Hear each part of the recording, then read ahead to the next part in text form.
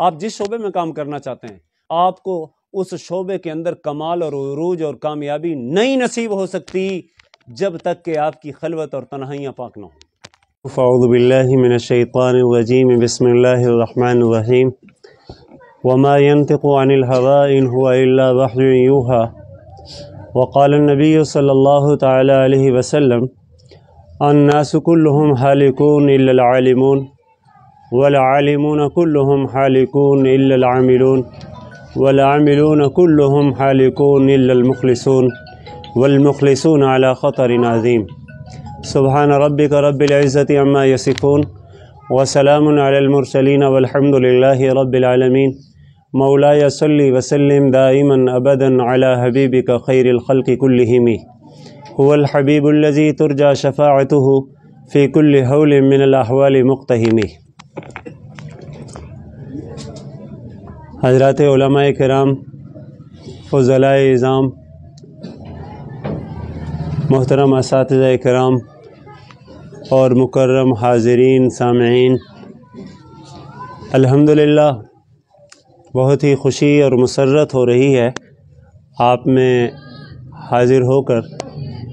اللہ کریم آپ سب کی اس تشریف آوری کو اپنی بارگاہ میں قبول فرمائے اور ہم سب کو اپنے نیک، مخلص اور مقبول بندوں میں شامل فرمائے۔ انسان جہاں پر بھی پہنچ جائے، ہر مقام پر حق تعالیٰ کی مدد اور نصرت کا محتاج ہوتا ہے۔ رب تعالیٰ کی مدد اور نصرت کے بغیر وہ ایک پل بھی نہیں گزار سکتا، اور اللہ رب العزت کی مدد اور نصرت وہ اسباب نصرت کو اختیار کرنے سے حاصل ہوتی ہے۔ اگر اللہ رب العزت کی نصرت کے حاصل کرنے کے جو اسباب ہیں ان کو اختیار نہ کیا جائے تو نصرت خداوندی حاصل نہیں ہوتی، اور دین کے ہر خادم کو سب سے پہلے اللہ کی مدد کو حاصل کر کے میدان عمل میں اترنا چاہیے۔ جو آدمی جس کام میں ہے، جس عمل میں ہے، جس شعبے میں بھی کام کر رہا ہے، سب سے پہلے اس کو ضرورت اس امر کی ہے کہ وہ اپنے اللہ کے ساتھ اپنے تعلق کو مضبوط سے مضبوط تر کر لے، ورنہ یقین جانیں علم، دانش، فراست، فہم، قوت ادراک، ان ساری چیزوں کے ہونے کے باوجود اللہ مردود اور محروم فرما دیتے ہیں۔ ہر قدم پر اللہ سے ڈرتے رہنا چاہیے۔ جی، کوئی ایسا عمل جس کی وجہ سے رب تعالیٰ کی بارگاہ سے راندہ ہونے کا خطرہ ہو، دھتکارے جانے کا اندیشہ ہو، اس عمل سے عامت الناس سے علماء کو 1000% زیادہ ڈرنا چاہیے۔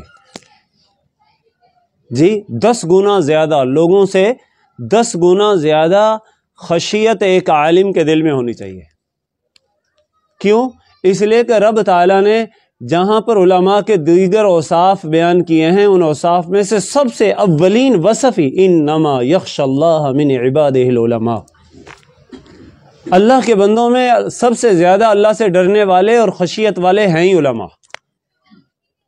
اگر خشیت نہیں ہے، دل میں خدا کا خوف نہیں ہے، گناہ سے دل لرزتا نہیں ہے، جی کسی کی حق تلفی سے دل کانپتا نہیں ہے، جی اللہ کی نافرمانی کی وجہ سے دل و دماغ پر بھونچال قائم نہیں ہوتے، برپا نہیں ہوتے، جی، اور خدائے پاک کی نافرمانی سے انسانی قدم لڑکھڑاتے نہیں ہیں، اور دل اور دماغ معاف ہونے کے قریب نہیں پہنچتا، تو آپ یہ بھول جائیں کہ اللہ اور اللہ کے رسول کے کاغذوں میں اور آپ ان سارے چیزوں کے باوجود، ڈر نہ ہونے کے باوجود ہم عالم کہلائیں؟ نہیں۔ یقین جانو، اگر خلوتیں پاک نہیں ہیں تو کبھی بھی جلوتوں کے اندر مقبول دینی خدمات نصیب نہیں ہو سکتی۔ خلوت اگر گندی اور نجس ہے تو ظاہر ہے جلوتوں میں پاکیزگی نصیب نہیں ہو سکتی۔ آج اس امت کا سب سے بڑا فتنہ اس وقت یہ ہے کہ ہماری تنہائیاں وہ نجس اور ناپاک ہو چکی ہیں۔ طرح طرح کے جو ہمارے ہاتھوں میں یہ آلات تھما دیے گئے ہیں جن کو ہم ترقی سمجھ کے بیٹھے تھے، در حقیقت یہ ہمارے لیے زوال کا باعث ہیں۔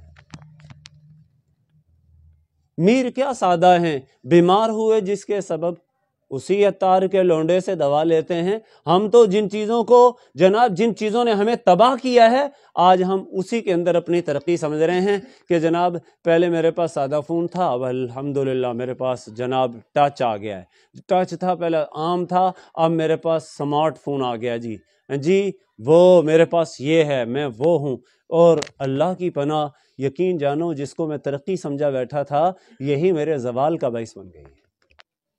میری اگر خلوتیں اور خیالات پہلے پاکیزہ تھے، اب میرے خیالات اور میری پاکیزگیاں، میری خلوتیں مجھے پاکیزگی دینے والی نہیں ہیں۔ میری خلوتوں نے میرے دل و دماغ کو معوف کر کے رکھ دیا ہے، میری جلوتوں میں نجاستیں آ چکی ہیں، اور اس کی وجہ یہ ہے کہ میری خلوت اور میری تنہائی پاک نہیں ہے۔ جو شخص تنہائیوں میں اللہ سے نہیں ڈرتا تو جلوتوں میں، اجتماعات میں اس کو اللہ کی مدد نصیب نہیں ہو سکتی۔ یاد رکھ لیں یہ بات،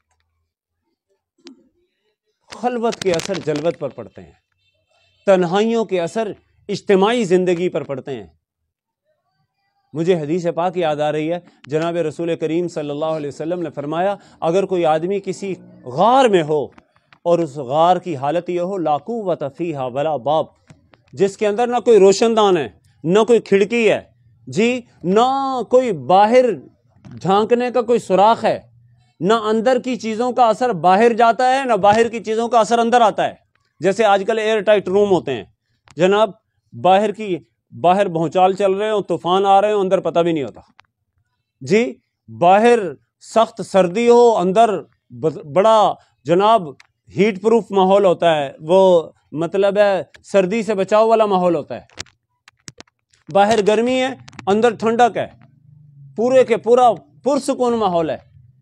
حضور نے فرمایا اگر کوئی آدمی ایسے غار کے اندر ہو جس غار میں نہ دروازہ ہو، نہ کھڑکی ہو، کہ نہ باہر کی آواز اندر آئے، نہ اندر کی آواز باہر جائے، اس غار کے اندر بیٹھ کر اگر کوئی تنہائی میں اللہ کی عبادت کرتا ہے، وہاں پر ذکر و شغل کرتا ہے، وہاں پر اللہ کی ضربیں لگاتا ہے، وہاں پر اپنے رب کے ساتھ مخلص ہو کے رب تعالیٰ کی عبادت کرتا ہے، فرمایا اس عبادت کو جس کو دنیا نہیں دیکھ رہی لیکن اللہ اس کے نیک اثرات پوری دنیا میں پھیلا دیتے ہیں، لوگوں کے دلوں میں اللہ محبتیں پیدا کر دیتے ہیں لوگوں کے قلوب اس کی طرف کشش کے ساتھ مائل کر دیتے ہیں۔ پھر نتیجہ کیا نکلتا ہے؟ وہ کہتا ہے میں تو جدھر جاتا ہوں مجھے محبتیں ملتی ہیں، میں جہاں چاہتا ہوں جدھر کا رخ کرتا ہوں میرے رب کے ساتھ میری عنایتوں والے معاملات ہوتے ہیں، اور رب تعالیٰ کے مقبول بندوں میں وہ شامل ہو جاتا ہے۔ اور جبکہ دوسرا پہلو بھی اس کا بڑا خطرناک ہے۔ پیارے نبی صلی اللہ علیہ وسلم نے فرمایا اگر کوئی ایسے غار میں چلا گیا جس غار میں جناب نہ روشن دان تھا، نہ کوئی دروازہ اور کھڑکی تھی، اور وہاں پر جا کر اس نے اس خلوت اور تنہائی میں یہ سمجھا کہ مجھے کوئی نہیں دیکھ رہا، وہاں اس نے منہ کالا کر لیا، وہاں اس نے کوئی گناہ کا کام کر لیا، وہاں اس نے اپنی نگاہوں کو غلط استعمال کیا۔ اس نے یہ سمجھا کہ جناب نہ مجھے میری بیوی دیکھ رہی ہے، نہ میرے بچے دیکھ رہے ہیں، نہ میرا بھائی دیکھ رہا ہے، نہ میرا بیٹا دیکھ رہا ہے، نہ کوئی اور دیکھ رہا ہے۔ اب جناب اس نے اپنی خلوت میں اپنی آنکھوں کو بھی ناپاک کر لیا، اپنے دل کو بھی ناپاک کر لیا، اپنی زبان کو بھی ناپاک کر لیا، اپنے خیالات اور قلب کے دماغ کے سارے خیالات کو ناپاک کر لیا۔ فرمایا یہ کیا سمجھتا ہے؟ اس غار اور بے قوہ اور بغیر دروازے کے اس غار کے اندر بیٹھ کر اس کی اس خباثت کو کسی نے نہیں دیکھا؟ ایسا نہیں ہے، ایسا نہیں ہے۔ فرمایا اس کی اس خلوت اور تنہائی کو جو اس نے ناپاک اور نجس کیا ہے، اللہ پاک اس کے منحوس اثرات پورے شرق اور غرب میں پھیلا دیتے ہیں، مشرق سے مغرب تک اس کے منحوس اثرات پھیل جاتے ہیں، اور آدمی سمجھتا ہے کہ یار میں نے تو کوئی ایسا معاملہ ہی وہ جتنا ہر طرف مجھے جہاں جاتا ہوں مجھے رسوائی اٹھانا پڑتی ہے، مجھ سے میرے اپنے پرائے ہو چکے ہیں، دوست بیگانے ہو چکے ہیں، جناب جو سجن تھے دشمن بن چکے ہیں، جو میرے اپنے تھے وہ میرے غیر بن چکے ہیں، جی میرے ساتھ یہ معاملہ ہو رہا ہے، وہ معاملہ ہو رہا ہے، اور نتیجہ کیا ہو رہا ہوتا ہے؟ اصل میں اس کی اس تنہائی کے منحوس اثرات نے جناب ہر طرف اس کے غلط اور نجس اثرات ڈال دی ہیں۔ اس لیے میں عرض کر رہا ہوں کہ جناب اپنی آج کا اس دور کا سب سے بڑا فتنہ وہ خلوتوں کی نجاست اور غلاظت ہے۔ آپ جس شعبے میں کام کرنا چاہتے ہیں، آپ کو اس شعبے کے اندر کمال اور عروج اور کامیابی نہیں نصیب ہو سکتی جب تک کہ آپ کی خلوت اور تنہائیاں پاک نہ ہوں۔ بلکہ میں اس سے آگے بڑھ کر کہتا ہوں، اگر کوئی شخص دنیا کے کسی کام میں ترقی چاہتا ہے جی، اور دنیا میں اپنے کمال تک پہنچنا چاہتا ہے، تو پھر بھی میں اسے دعوت فکر دیتا ہوں کہ میرے دوست اگر دنیا کی ترقی چاہتا ہے تو اپنی خلوت اور تنہائی کو پاک کر لے، خدا کی قسم اللہ تیری دنیا کے اندر بھی تجھے ترقی عطا فرمائیں گے جی۔ اور اگر تیری خلوت اور تنہائی پاک نہیں ہے، اس کے اندر غلاظت اور نجاست ہے، پھر چاہے تو نے دین کا شعبہ اختیار کیا ہوا ہے، چاہے دنیا کا شعبہ اختیار کیا ہوا ہے، نہ تجھے دین کے شعبے میں ترقی ملے گی نہ دنیا کے شعبے میں ترقی ملے گی۔ خسرت دنیا والآخرہ، دنیا بھی تباہ ہوگی، آخرت بھی برباد ہوگی۔ پھر وہ جناب ہر طرف ٹکریں مارتے پھرو گے، لیکن نتیجہ اس کو کچھ بھی نہیں ملے گا۔ اس لیے میں آپ سے گزارش کروں گا، فضلاء کا مبارک مجمع ہے، آپ حضرات اپنی جناب ایک طالب علمانہ زندگی گزار چکے ہیں، کوئی 8 سال، کوئی 10 سال، کوئی 12 سال جی مدارس کے ان ماحول میں رہ کر اب آپ عملی زندگی کے اندر آپ نے رخ کر لیا ہے۔ جناب کوئی مسجدوں سے وابستہ ہے، آپ میں سے کوئی حضرات مدارس سے وابستہ ہیں، کہیں تدریس کی کسی کی مبارک مصروفیات ہیں، ہو سکتا ہے کسی کی مساجد کی امامت و خطابت کی مصروفیات ہوں، کسی نے عام طور پر جناب اور دیگر شعبوں میں سکول و کالجز میں ہو سکتا ہے کہ وہاں پر نسل نو کی تعمیر اور مرمت اور ان کے اصلاح اعمال کی فکر میں آپ مصروف ہوں۔ میں آپ کو دعوت فکر دیتا ہوں کہ جناب ان تمام، اور ہو سکتا ہے بعض اپنے دین کو بچاتے ہوئے اپنی دنیا کے اندر مصروف ہوں، دنیا کا کوئی کاروبار کر رہے ہوں۔ میں کسی کاروبار کی نفی نہیں کرتا، اور میں ایک آپ کو پیغام دینا چاہتا ہوں کہ جناب عالم دین اور یہ فقیہ دین یہ بننا فرض نہیں تھا، لیکن آپ نے علم دین کا راستہ اختیار کر کے آپ عالم دین بن گئے ہو، لیکن میں آپ سے عرض کروں دیندار بننا ہر شعبے میں فرض ہے۔ آپ میں سے کوئی اگر کاروبار کر رہا ہے تو یقین جانو دینداری کی وہاں بھی ضرورت ہے۔ آپ میں سے کوئی بیع و شراء کر رہا ہے، وہاں پر بھی حلال اور حرام کی تمیز کی ضرورت ہے جی۔ کوئی آدمی جناب مختلف شعبوں سے وابستہ ہیں، کوئی تجارت کر رہے ہیں، تجارت کے اندر کیا آپ نبی کریم صلی اللہ تعالی علیہ وسلم نے ہماری رہنمائی نہیں فرمائی؟ التاجر الصدوق مع النبیین والصدیقین والشہداء والصالحین، سچا تاجر جی، جس نے اپنی تجارت کے اندر صدق اختیار کیا۔ کیسا صدق؟ کہ جس سے وعدہ کیا وفا کیا جی، جس سے بات کی اس کو سچ، حدث کذب حدث صدق، بات کی سچائی اختیار کی جی، وعدہ وفا، وعدہ کیا پورا کیا جی، اور امانت رکھی گئی، خیانت نہیں کی جی، اور جب کسی کو کوئی ڈیل کا وقت دیا اس پر پورا اترا، تو فرمایا ایسا سچا تاجر قیامت کے دن نبیوں، صدیقوں اور شہداء کے ساتھ ہوگا۔ تو میں عرض کروں میرے محترم، اگر عالم بننے کا ہم نے راستہ اختیار کیا ہے، ٹھیک ہے، آپ علم کے راستے پر ہو سکتا ہے کوئی نہ چلا ہو، لیکن میں آپ کو ایک پیغام دینا چاہتا ہوں کہ جناب دیندار رہنا ہر صورت میں فرض ہے، عالم کے لیے بھی، جناب تاجر کے لیے بھی، جناب امام صاحب کے لیے بھی، جناب مدرس کے لیے بھی۔ میرا طالب علم، مجھ سے پڑھنے والا، اگر میرے عمل کو دیکھ کر وہ اپنی عملی زندگی کے اندر دین کو اختیار نہیں کرے گا تو ظاہر ہے اس نے دین کہاں سے لینا ہے جی۔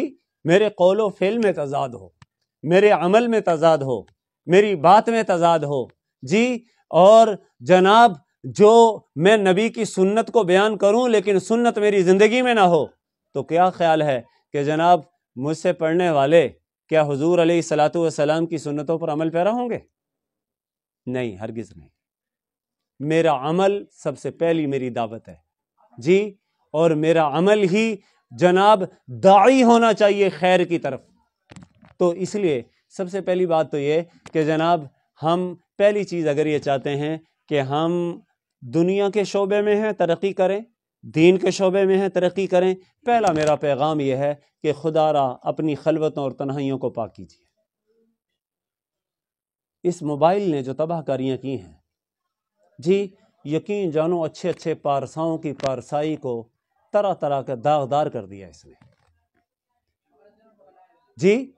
وہ فقیہ اسلام، حجت الاسلام، اس دور کے جناب ابن تیمیہ، حضرت شیخ الاسلام مولانا تقی عثمانی صاحب دامت برکاتہم، ہاں جی، وہ اس کے حوالے سے یقین جانو بعض ان کے جو اب عام طور پر خطوط وفاق کے منتظمین، ذمہ داروں کو اور مدارس کے جناب وابستگان کو جو یہ آ رہے ہیں، انہوں نے کہا کہ ہماری جناب جو تاریخی روایات تھیں اس موبائل نے تباہ کر دی جی۔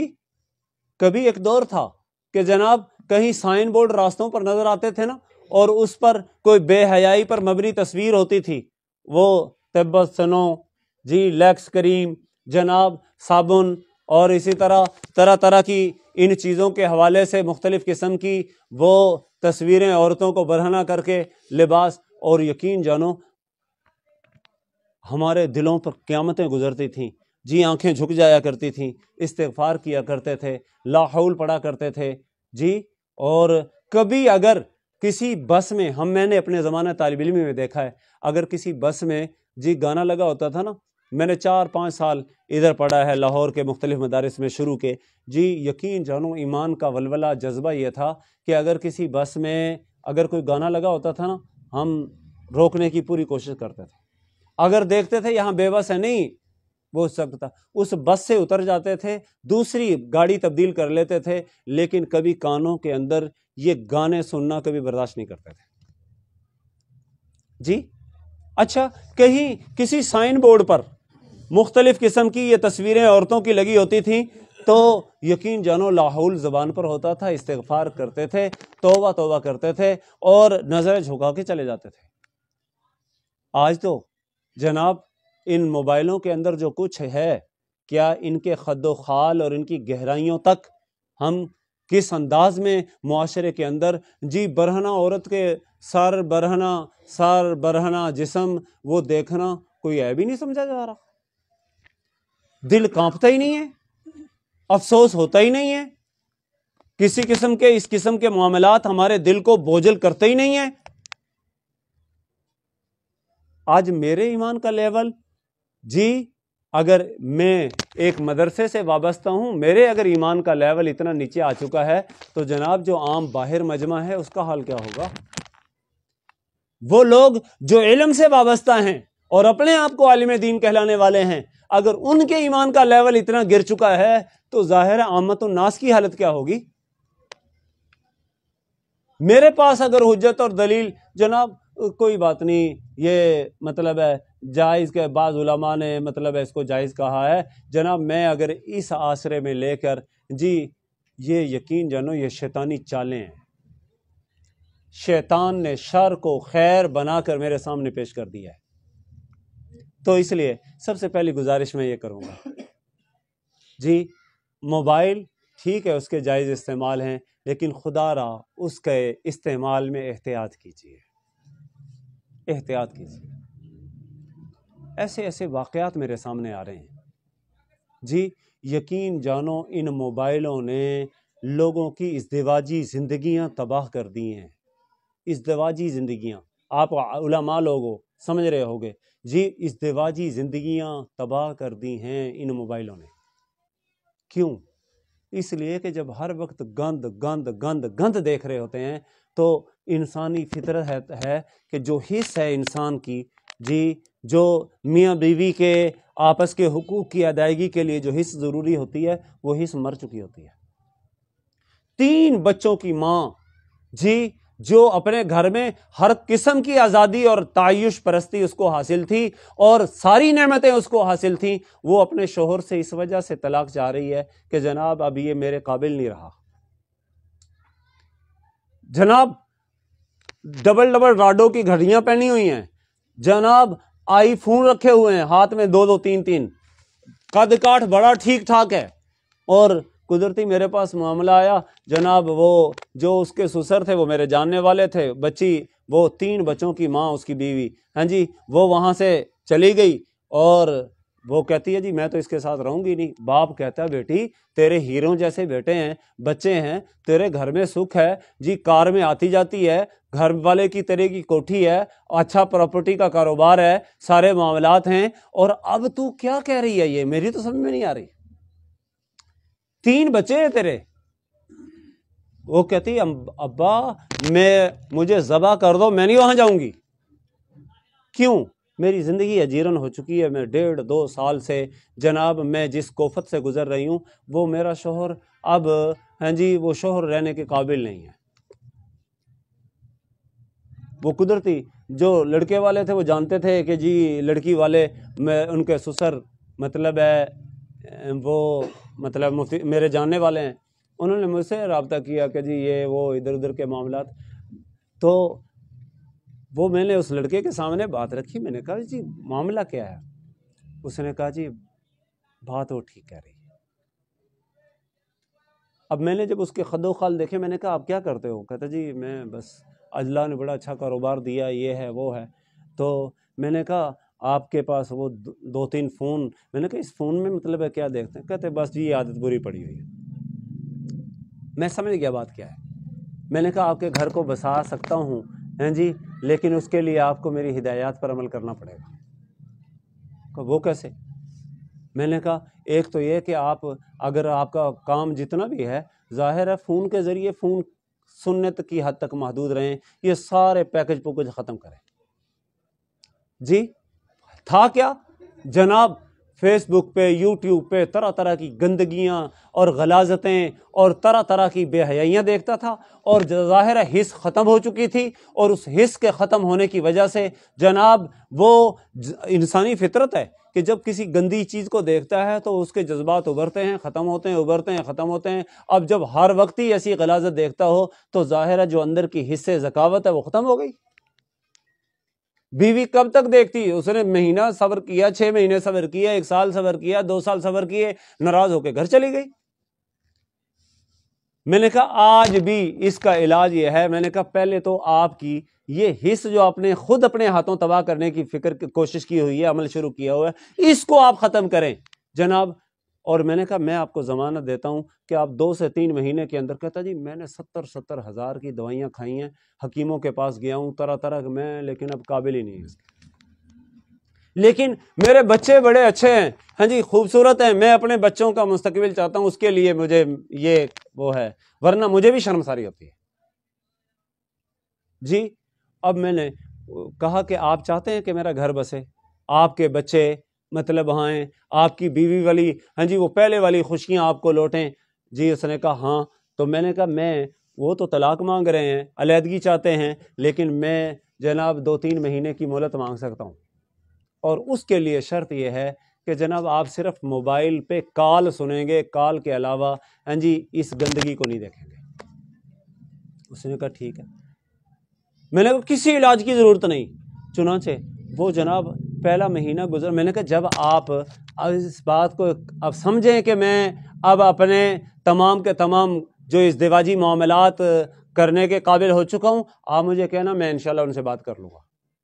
یقین جانو مہینے بعد نا فون آ گیا، انہوں نے کہا مفتی صاحب میں بہت بہتر فیل کر رہا ہوں جی، اگر وہ مطلب ہے آ جائیں گھر والے اچھا ہے۔ میں نے کہا یار اچھا میں بات کرتا ہوں۔ اب کیا تھا، وہ جو غلاظتیں جو حص ختم ہو رہی تھی، اب ان سے اس نے توبہ طائب ہوا، ان کو چھوڑا۔ اس نے خود کہا خدا کی قسم جس کو ہم لذت سمجھتے تھے، جس سے اپنا وقت بھی ضائع کرتے تھے، اپنی صحت بھی برباد کیے بیٹھے تھے، اور اس کی وجہ سے میرا گھر برباد ہوا ہے، تو مجھے تو پتہ ہی اب چلا ہے کہ جناب اسی نے میرا سارا بیڑا غرق کیا ہوا تھا۔ جی میں نے اور ذرا 15 دن، میں نے کہا اچھا میں بات کرتا ہوں، میں نے 15 دن اور گزار دیے۔ اب 15 دن میں اس کے پھر دوسرے تیسرے 2-3 فون آ گئے. میں نے کہا یار وہ مجھے وقت نہیں ملا, میں چاہ رہا تھا ابھی اور 2 مہینے اس کے پورے ہوں. اچھا اب تو جب وہ اور 15 دن سے اوپر گیا نا, 1.5 مہینے سے اوپر گیا, اب تو دوسرے تیسرے دن کہ جی وہ مطلب ہے جی بات کریں نا جی ان سے. میں نے کہا یار ابھی مجھے ہاں جی وہ ذرا شرح صدر نہیں ہو رہا جی.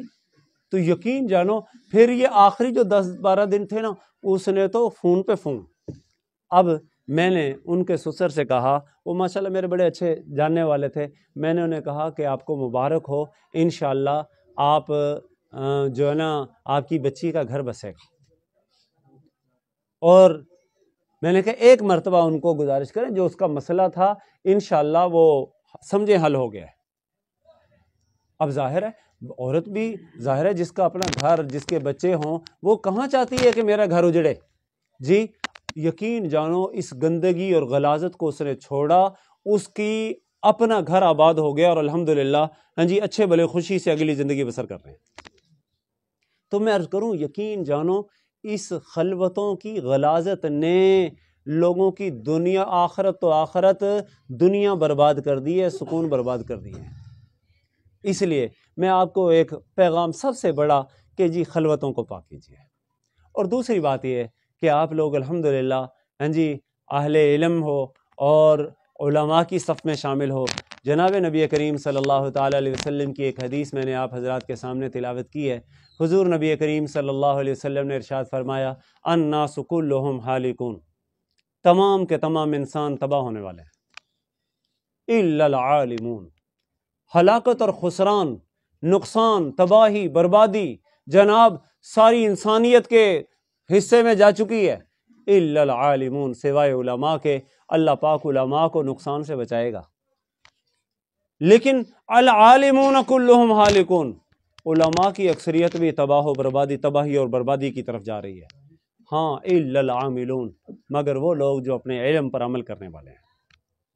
ایک تو خدا را جو آپ نے 8 سال 10 سال مدارس میں پڑھا ہے جی, خدا را اس علم پر عمل کیجیے جی. العلم بلا عمل وبال والعمل بلا علم ضلال. علم اور عمل کے اندر موافقت ہو تو پھر آپس میں جوڑ چلتا ہے, بات بنتی ہے. اور اگر ان کی آپس میں موافقت نہ ہو, ضد ہو, تو پھر یقین جانو ہاں جی ایک وبال ہے, دوسرا ضلال ہے. علم عمل کے بغیر ہو وبال, آخرت میں اللہ پوچھے گا یہ علم دیا تھا, عمل کیوں نہیں کیا, اب ڈنڈے پڑیں گے. اور اگر عمل علم کے بغیر ہے تو وہ ضلال اور گمراہی ہے. آدمی بغیر علم کی روشنی کے کوئی عمل کرے تو ظاہر ہے وہ گمراہی ہے. اور والعاملون کلہم ہالکون, عمل کرنے والے بھی ہلاکت میں جانے والے ہیں, الا المخلصون, سوائے کس کے, مخلصین کے.